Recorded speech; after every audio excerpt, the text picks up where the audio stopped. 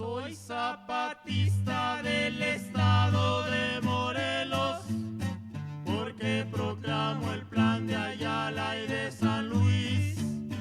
Si no le cumplen lo que al pueblo le ofrecieron, sobre las armas lo haremos de hacer cumplir.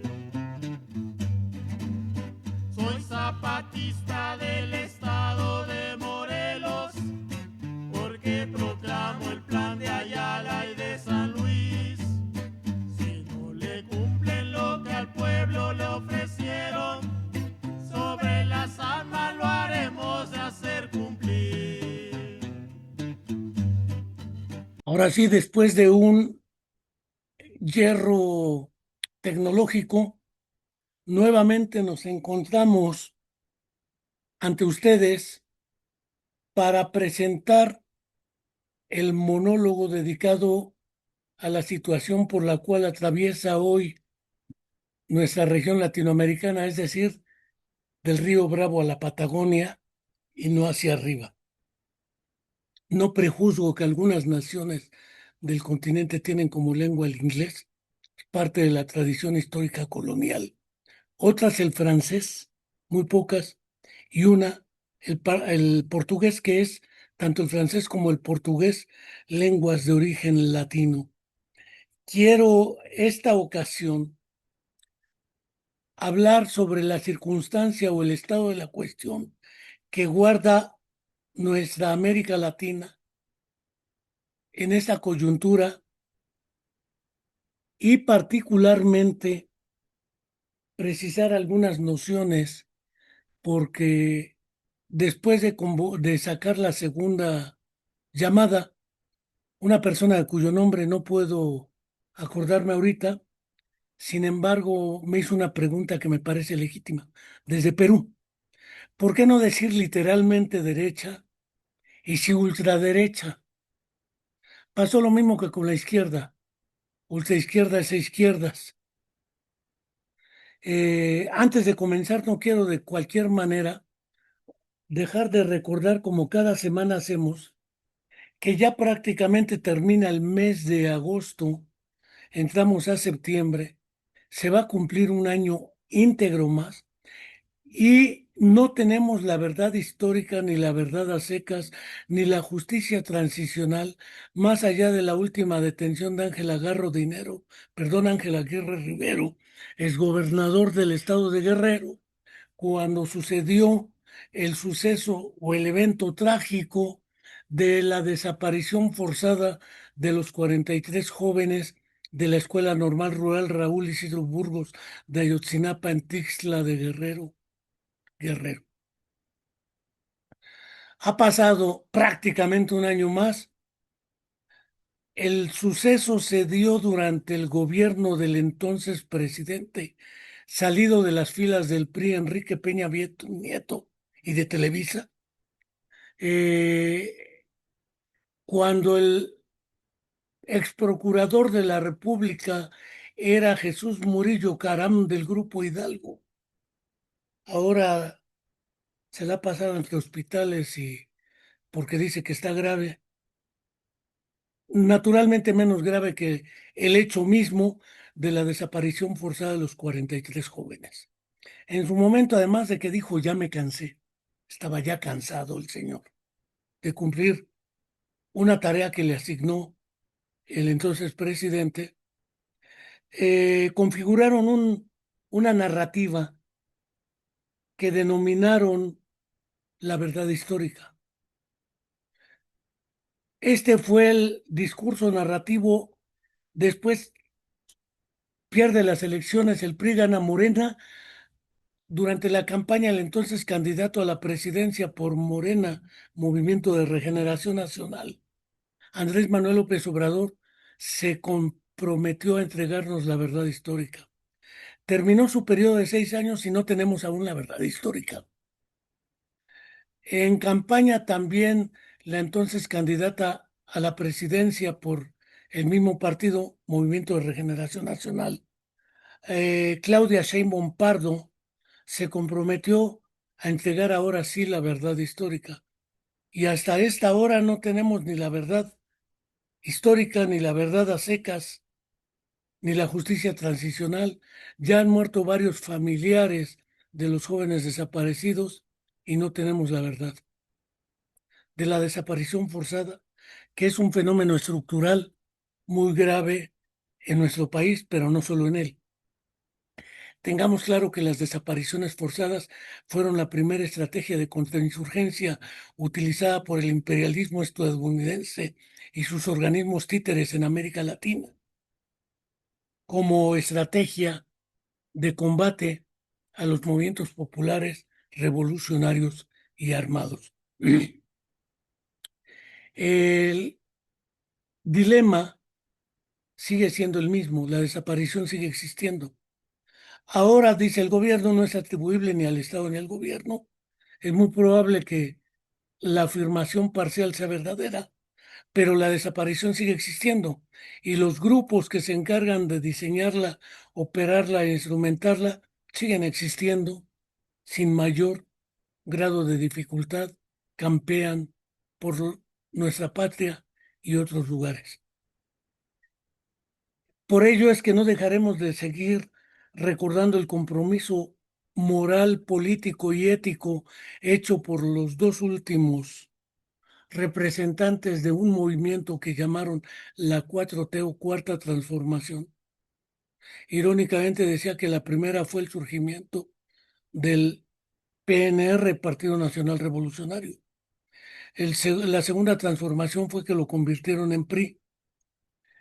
Pero antes del ser PRI, con Lázaro Cárdenas se convirtió en el Partido de la Revolución Mexicana, que fue la segunda transformación.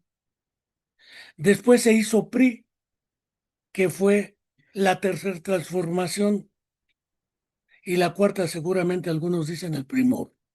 No me voy a eh, pelear ahorita con ese asunto. Lo que queda claro es que la verdad histórica sigue siendo una deuda de Estado porque el crimen fue de Estado. Punto. Tampoco queremos dejar de enviar un fraterno saludo a nuestra querida amiga Angélica Rodríguez Monroy, madre de Viridiana Anaid, estudiante de nuestra Facultad de Psicología, desaparecida hace ya más de 14 años. Y aún no se tiene ni la verdad, ni la justicia, ni nada que se le parezca. Y viva la llevaron, por tanto viva la queremos. Este saludo a través de Angélica Rodríguez Monroy es para todo el conjunto de familiares, madres, hijos, padres, viudas, abuelas, esposos, esposas que buscan a algún familiar desaparecido y que demandan acciones claras y contundentes del gobierno en turno y que además demandan ser recibidas por la propia presidencia, aunque la presidenta dice que la recibe la secretaria de Gobernación.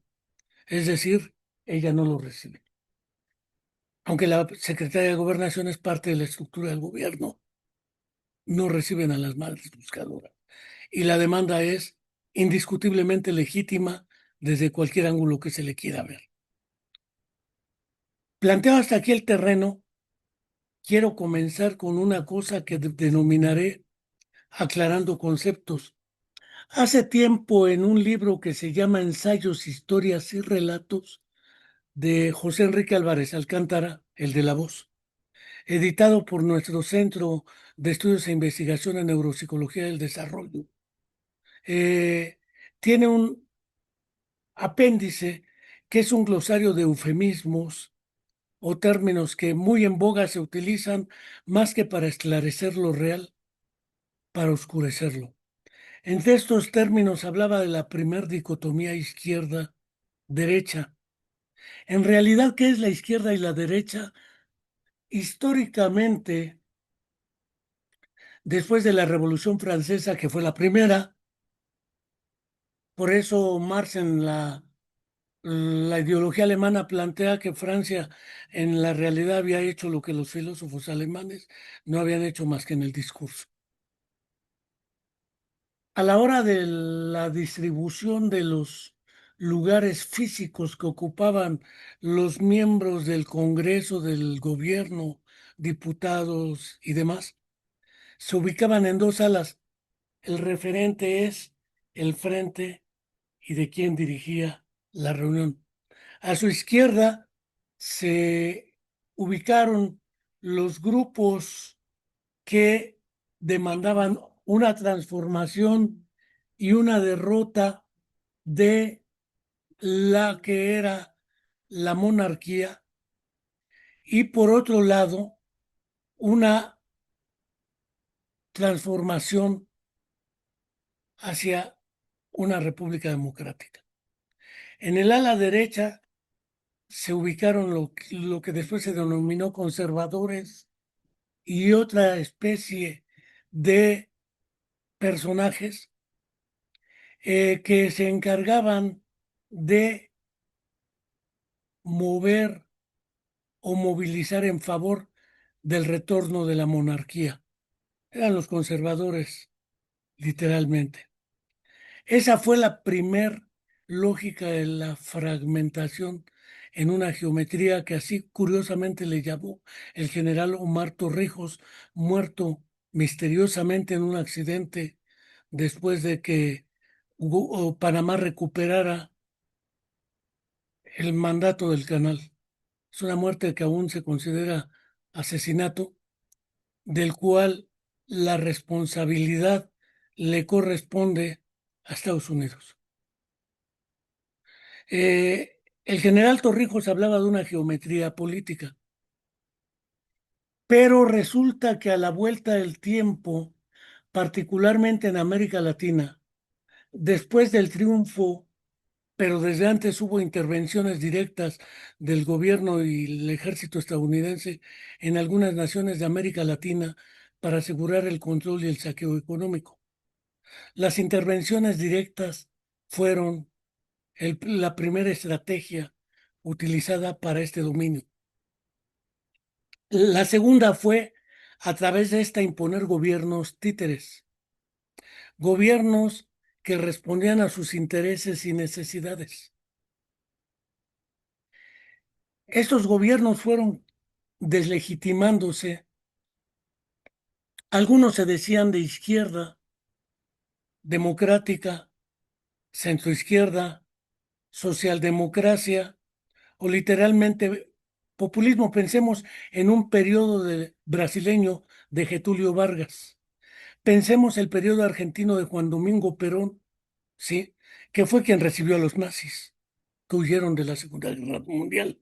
Por eso el doctor Alberto Leónidas Merani Colombo, en una discusión con el propio Juan Domingo Perón, sale de Argentina y se va a radicar a Caracas, Venezuela, donde fallece a la vuelta de los años. Eh, Esta idea tenía por otra parte los partidos comunistas en América Latina. En México particularmente surge el Partido Acción Nacional. Era una derecha histórica, más culta que la, bueno, no voy a decir más culta, culta, porque la de ahora es completamente ignorante y estúpida. Eh, lo mismo pasaba en algunas regiones de América Latina. Podemos hablar, por ejemplo, del surgimiento del Partido Comunista del Perú, uno de los partidos más sólidos fundado por José Carlos Mariátegui, ¿sí? Aquel que escribió los 3 ensayos sobre la realidad peruana y donde él plantea que la historia de América Latina se puede escindir en dos momentos, antes de la conquista y a partir de la conquista. El análisis de Mariátegui, a diferencia de los análisis marxistas ortodoxos, planteaba que entre los campesinos e indígenas, que era una región de América Latina trascendente, se consideraba relevante la cuestión relativa a lo que era la organización de los movimientos de liberación nacional. Esto planteaba Mariátegui. Después en Guatemala, Carlos Guzmán Bockler y otros empezaron a plantear a través de lo que fue el ejército guerrillero de los pobres la posibilidad de que los campesinos e indígenas también fueran parte de este proceso revolucionario. Recordemos la vieja historia que era la proletarización para poder hablar de la posibilidad de la revolución al socialismo. El caso cubano también es muy claro en esta historia. Ya no digamos el Frente Sandinista, cuatro tendencias en Centroamérica, pero resulta que la noción de izquierda es una noción que no nos permite comprender y explicar las diferentes formas que asume esta. ¿Hay derechas nacionalistas? Ciertamente. La ultraderecha que tenemos ahora no lo es. Hay derechas que buscaban ciertos beneficios para controlar a la población, ciertamente.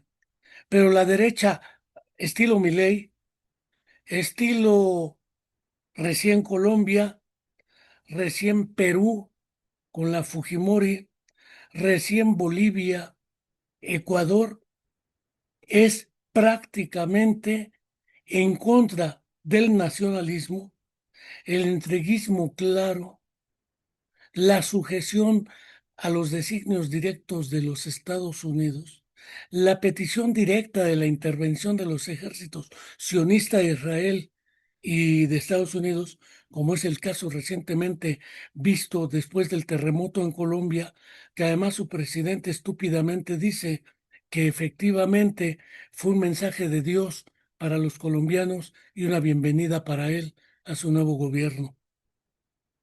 Es que efectivamente no es el propósito del monólogo de hoy hablar de esas pequeñas fronteras, linderos tan sutiles entre derechas e izquierdas, porque si comparase a Claudia Sheinbaum Pardo con Díaz Canel, con Lula, con Correa, con, puedo enunciar más, Pepe Mujica, todos considerados de izquierda, ¿qué les da ese sentido de ser de izquierda?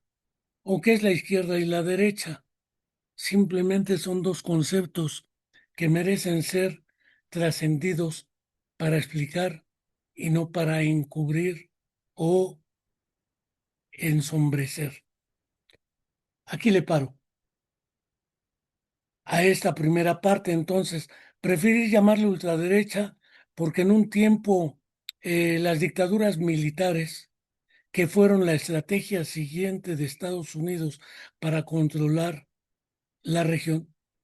El Plan Cóndor, lo que fue Chile, Argentina, Uruguay, Brasil, Paraguay, Bolivia, Perú, con dictaduras militares, Centroamérica con dictaduras militares.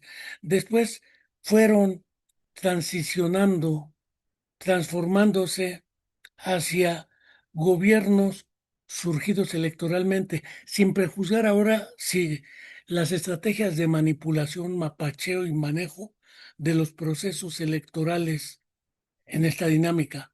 Pero lo que queda claro es que a través de los procesos electorales controlados por ellos, resulta que las derechas vuelven a recuperar su papel protagónico en la entrega de los recursos, la autonomía y la independencia de nuestras naciones al imperialismo estadounidense, descarada y cínicamente, explícitamente dicho. Es así como están virando. Cuando el Frente Sandinista triunfó en 1979, derrocando a Somoza,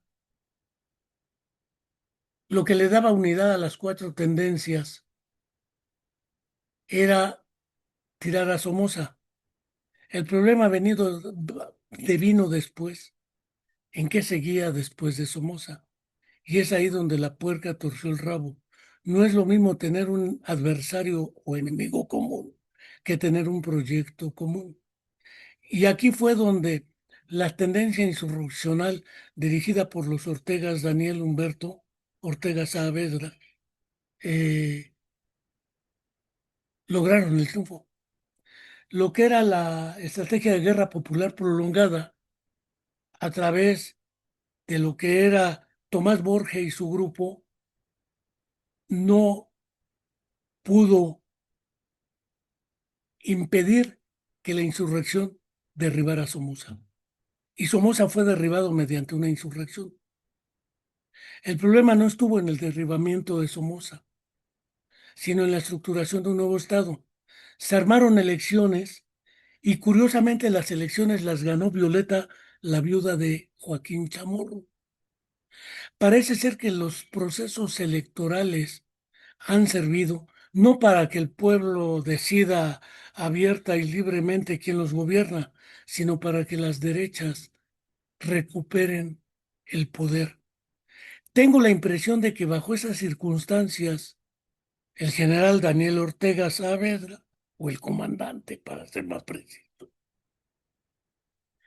determinara unilateralmente la suspensión de los procesos electorales en Nicaragua. Para muchas voces que se dicen democráticas, de derecha, reconociendo el Estado de Derecho, reconociendo la propiedad privada, reconociendo estas estructuras, esa sería la alternativa total, que la derecha gane electoralmente, pero que gane. El problema es cuando no pueden ganar y tratan de manipular los procesos electorales, como se ha mostrado muy claramente en Colombia, en Perú, en Bolivia, en Ecuador. Pues creo que merece la pena reflexionar ese giro, porque ese giro no solamente está dirigiéndose hacia la estructuración de una democracia liberal abierta que reconoce el Estado de Derecho, que reconoce la separación de la Iglesia y el Estado. Veamos cómo toman posesión en Colombia, en Perú, en Bolivia, con la Constitución y con la Biblia, igual que en Estados Unidos. Parece ser que su modelo es el estadounidense. Y claro, a ese modelo acuden para decir, es que le quitaron la visa a Andy López, el hijo de Andrés López Obrador. Y eso lo vuelve en una noticia importante, cuando no tiene la menor importancia que le quiten la visa. Pues ya no puede entrar a Estados Unidos, se acabó. ¿Cuál es el pleito? El pleito es que a través de esa estrategia Estados Unidos lo que busca es entrometerse en la dinámica interna. Y ciertamente las derechas dicen, sí, Estados Unidos, hay que entregarle a Estados Unidos a los delincuentes que nos pida. Espérense tantito. El problema de las derechas en América Latina, sobre todo las que acabo de anunciar, Argentina, Perú, Bolivia, Ecuador, El Salvador mismo, son derechas que se encargan sistemáticamente de arrasar con cualquier derecho de la población, de tomar por asalto el poder del Estado, establecer alianzas incontestables con los ejércitos más criminales del mundo. El de Estados Unidos es el único ejército en toda la historia mundial que ha producido, utilizado y tratado de controlar las armas nucleares. Recuérdese que en agosto se cumplió un aniversario más de las explosiones de Hiroshima y Nagasaki. ¿Quién utilizó las armas de destrucción masiva? Estados Unidos. Recuérdese quién utilizó en la guerra de Vietnam el napalm para arrasar a poblaciones enteras vietnamitas. Estados Unidos. ¿Quién es el país con la industria más poderosa de la guerra? Estados Unidos, Israel, Brasil. Y claro, la industria bélico-militar no puede vivir si no vende armas. Es decir, no puede vivir sin las guerras. La guerra es una necesidad tan trascendental para el imperialismo y la economía de guerra que las producen y las provocan. Porque de otra manera, ¿cómo sostendrían las otras crisis que tienen por la deflación, la inflación y los fenómenos que se observan en toda América Latina? No cabe duda que Milei se propone ser algo así como el apóstol Pablo de la Iglesia Católica, que junto con Pedro, San Pedro y San Pablo, se encargan de recuperar la fe en Cristo. Léase, ellos se sienten como el apóstol Pablo aliándose con San Pedro a nombre del imperialismo, para recuperarlo radical y estructuralmente, pasando por encima de quien sea, o como hubiera dicho el comandante Borolas, Felipe Calderón Hinojosa, haya sido como haya sido. Lo que importa es efectivamente recuperar esa posibilidad de seguir saqueando abierta y descaradamente las naciones. El problema palestino no se encuentra lejos de esto. El Estado de Israel tiene convenios directos con casi todos los gobiernos de América Latina, vamos exceptuando con Cuba, pero con Nicaragua y algunas otras naciones que en su momento han decidido romper ese vínculo. Pero lo que se vio con el terremoto de Colombia, ese maridaje, el del sionismo que masacra en Cisjordania, en Gaza, en toda Palestina, en Líbano, que se adueña de territorios y que el gobierno de Colombia le reconoce su autonomía como se la reconoce a Marruecos sobre lo que sería la República Árabe Saharaui Democrática, o como Milei le reconoce a Reino Unido la posesión de las Islas Malvinas. Esa es la ultraderecha. Esa es la que está tratando de imponerse en América Latina. Eso es Keiko Fujimori. Sabemos de quién es hija. Eso es Colombia. Eso es Bolivia, que se atreve a ir a pedir apoyo a China y Xi Jinping le dice que si no tiene vergüenza, no pida apoyo porque él se ha encargado de atacar a China y al socialismo y dice que si ellos tenían, ¿por qué van a pedir ayuda? Le puso una revolcada pública en Pekín y le negó la ayuda. Esos son los buqueles, esos son la ultraderecha. ¿Por qué no decir solamente la derecha? Porque efectivamente hay sutiles diferencias de frontera, no de formatos.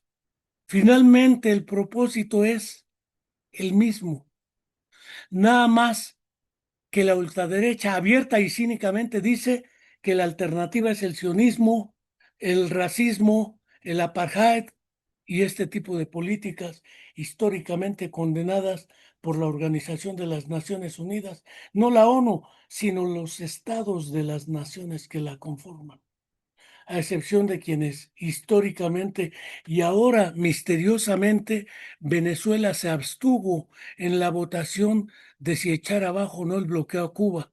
Es sorprendente que después de la detención no voy a decir detención, pido disculpas, del secuestro de un jefe de Estado, Nicolás Maduro, por el imperio estadounidense, la presidenta en funciones le entregue supinamente el petróleo y en Asamblea General de Naciones Unidas sobre el bloqueo a Cuba, no se atrevió a votar en contra, pero se abstuvo.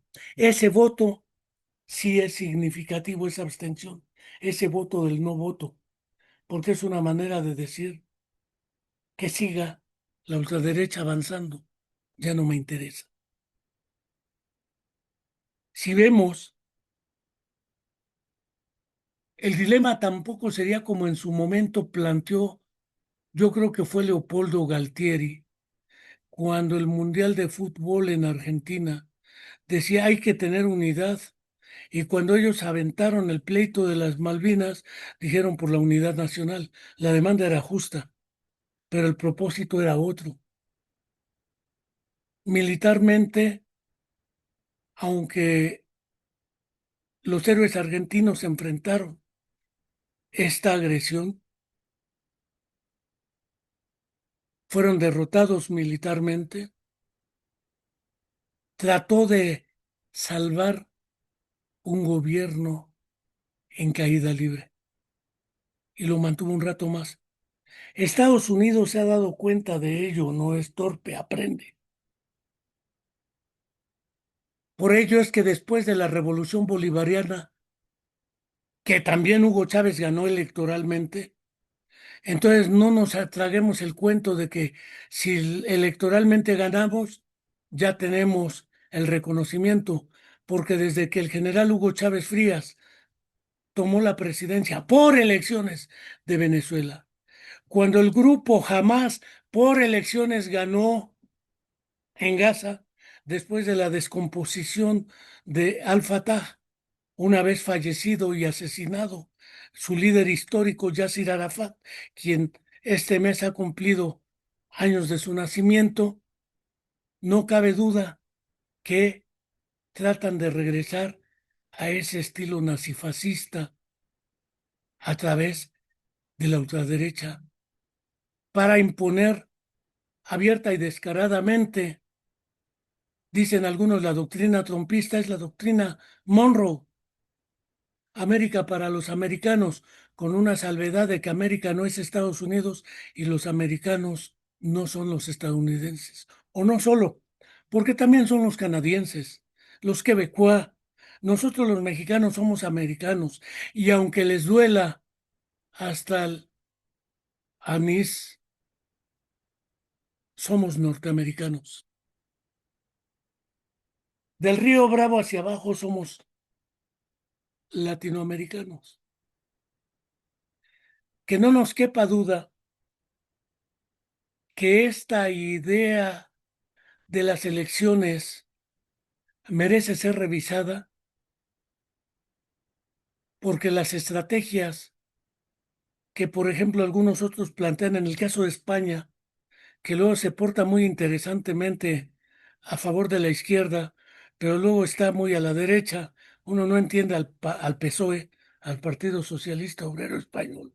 Hoy con Pedro Sánchez da algunas muestras en un sentido, pero en otro da otras, siguiendo una monarquía extraña. En España, distinta a la monarquía británica o a la sueca. Pero planteado hasta ahí el terreno, no tengo duda de que América Latina está virando a la derecha ultra a través de estos personajes para imponer la doctrina Monroe, apropiarse los recursos y crear un frente en contra de Rusia y China a la vez. Porque como sabemos, el caso de Ucrania fue impulsado y promovido porque sabían perfectamente que Rusia no iba a permitir tener en sus fronteras a la OTAN. Entonces fue asusado Zelensky para ello. Tienen una guerra que sabe Estados Unidos, que está derrotado Ucrania, pero ¿quién vende las armas? Sabemos que Estados Unidos ni nadie sabe qué capacidad real tiene Norcorea, pero saben que algo tiene. No es lo mismo invadir Irak y decir es que tiene armas de destrucción masiva, que sabían que no las tenía, que invadir Norcorea, que no saben si sí las tiene, pero creen que sí las tiene. Y entonces es distinta la actitud hacia Norcorea. Es distinta la actitud hacia China, evidentemente. En la guerra de aranceles, pues, ¿qué le puede ganar? El asunto de Irán quedó demostrado, no ganó Estados Unidos. El estrecho de Hormuz ha sido su talón de Aquiles y el apoyo chino y ruso han sido fundamentales. Ni Israel y Estados Unidos juntos pudieron liquidar a Irán. Sí mataron a un ayatollah, Ali Khamenei, pero ahí sigue Irán y el gobierno, y siguen teniendo armas.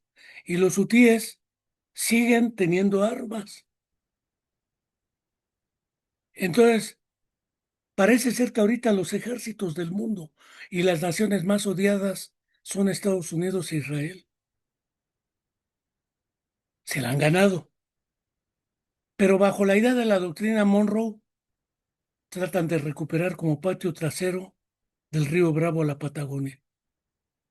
Y ahora Chile, que también gana a la derecha, Chile, que empieza supuestamente a plantear un conflicto en torno a la parte más abajo, austral, con Argentina.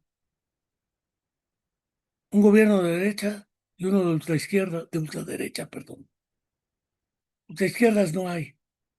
Búsquenle por donde le busquen. Vamos, ni el gobierno de Claudia va al socialismo.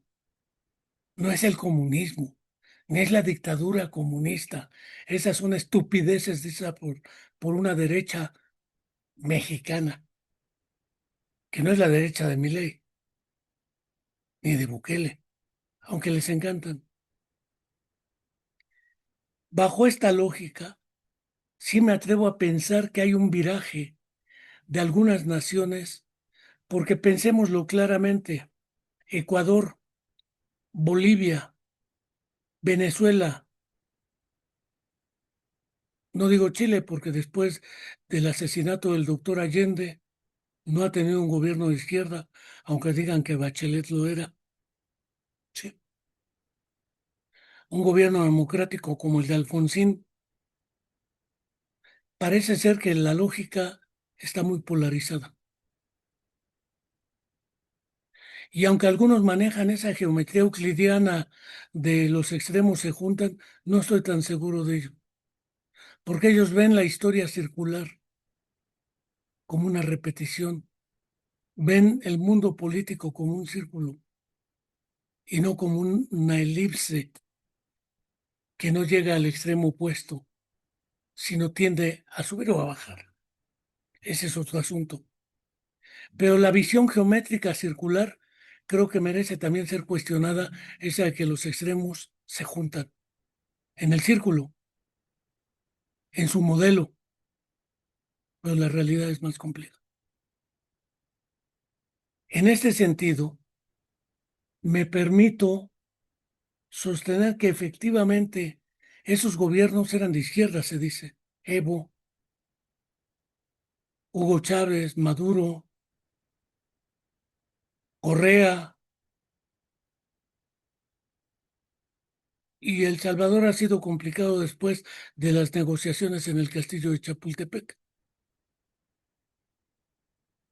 por las vías electorales siempre. Vale la pena revisar eso. Son algunas de las ideas que quería plantear y hoy brevemente aquí lo dejo. Los invito a suscribirse a nuestro canal de YouTube La Comuna de la Palabra y hasta la próxima.